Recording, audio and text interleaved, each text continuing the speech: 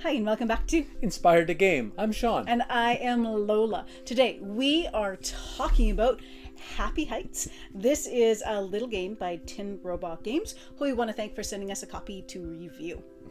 Now this game is part of Backer Kit's Pocketopia 2026, which features 50 or more such small box games. Yes, we will have a link to that in the description down below as well. In Happy Heights, players build a tableau of 12 cards, which can be up to 5 cards wide, with individual buildings maxing out at 5 cards high. Each turn, you will draw a card from the available choices, or take a random card from the top of the deck. Each player also has a secret reserve card that can be placed instead of what was drawn. In addition to basic scoring goals, Homeowner Association objective cards are awarded to the first player that achieves them, providing additional endgame scoring. At the end of the game, points are tallied, and the winner of Happy Heights declared. So Happy Heights is a pleasant, puzzly little card game for 1 to 6 players. Now, I say 1 to 6 players because I've played this quite a lot solo, and I really enjoy playing it solo as well. So even though it's not formally for solo play, it does work. I just play for like high score. It's not official. It's not official, but it works. But it works. It is quick and thinky, and it plays for about 20 minutes. So it's really fast to get to the table. Easy to teach. Anybody could play this game, but there's still a nice depth of strategy for it for like a 20-minute game. The portability makes it fantastic. Take it on vacation, take it with you wherever, put it in your bag or your purse or something like that. I love games like that. And a similar game like that it actually makes me think of a bit is Sprawlopolis. So Sprawlopolis is very famous, very popular game, and honestly, I do enjoy playing this more. There's just that laying cards to build a tableau element that is similar.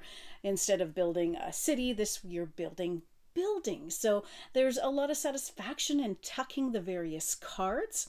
Some of the elements I like that if better cards for you come up later on in the game, you do have the option to demolish a building, which can be really wonderful and add to the thinkiness of the game in that respect, because you're not necessarily stuck with your previous choices that might have been made based on limitations of what cards were available. Or if you were pursuing one of the HOA objectives.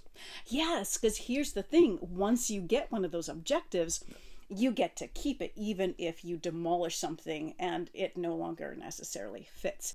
I find this can be really addictive to play. It's one of those games that it's hard to just play one. Another element I like as well is there are bus stops, but if you play additional bus stops, you can place them as subways underneath the buildings, as long as they adjoin to the bus stop. I really like that element too. So it's more stacking cards. There's a lot that you can play around with there, and you can get some nice scoring through that. So it ends up being a bit of a trade-off. Are you going higher with your buildings, or are you going below? So you only have 12 cards in your tableau total, so if some of those are underground, your buildings are a little bit shorter, but those points will add up one way or the other. And if you place a businesses can't grow up because they have a penthouse above them, but those are the ones that combo really nicely with the buildings to give you good scoring. Now these businesses, if you retain them to put on top of your buildings, those penthouses will give you additional scoring points as well, which are really nice. But once you do that, you can't place any more buildings in that column. So you do have to place that at the appropriate time. But there's only 12 cards you get here, so the game goes fast and it is tight as well. One thing that is fun here too is just this extra step. They include this little metal key as a first player token, and I love this key. It is so, who doesn't love a beautiful nice key, right? And because the first player token is important here because the first player gets to choose first, and so it goes back and forth and back and forth. So it's important to keep track of who is the first player of the game. So it is a nice touch to include a beautiful key. There's additional scoring element with the neighbors. So in building side by side, you get additional points for neighbors that match.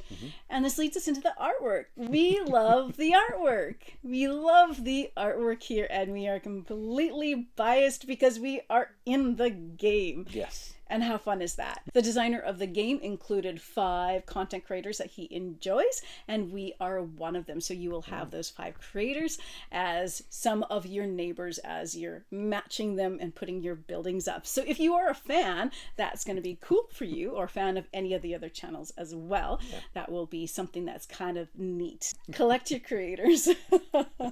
Now, I do find this plays better at higher player counts, because at higher player counts you are given more cards out, because you place cards out in the market based on how many players. So if you're 2 players, you're placing out 2. If you're 6 players, you're placing out 6. And that's a huge differential as far as your choices, and to have meaningful choices. So you are going to have better options at higher player counts. Of course, nobody's stopping you from house ruling that at a 2-player game you have a market of 3 cards instead of 2 to give you slightly more meaningful choices. You do you.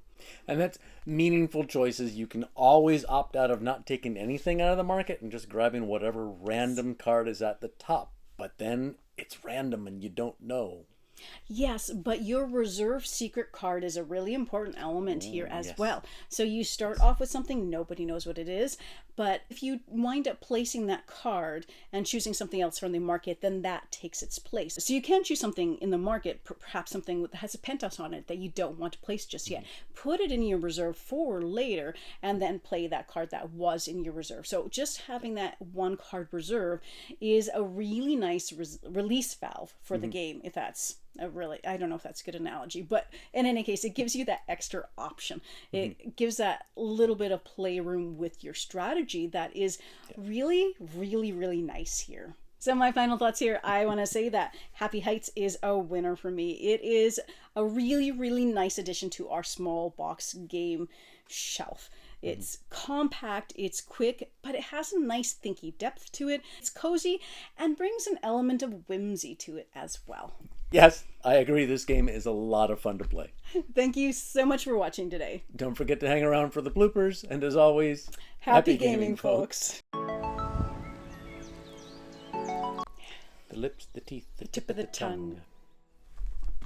So there is a nice bit of, yeah.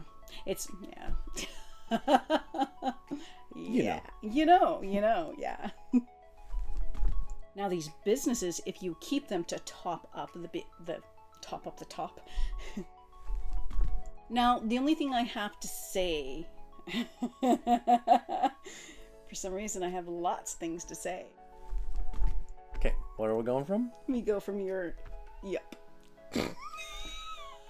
Yep. If you're 2 players, you're putting out 2. Yep, it is a lot of fun. Thank you so much for watching today. Don't forget to... It was a lot of fun to play. And thank you so much for watching today. Don't forget to hang around for the bloopers. And as always, happy gaming, folks.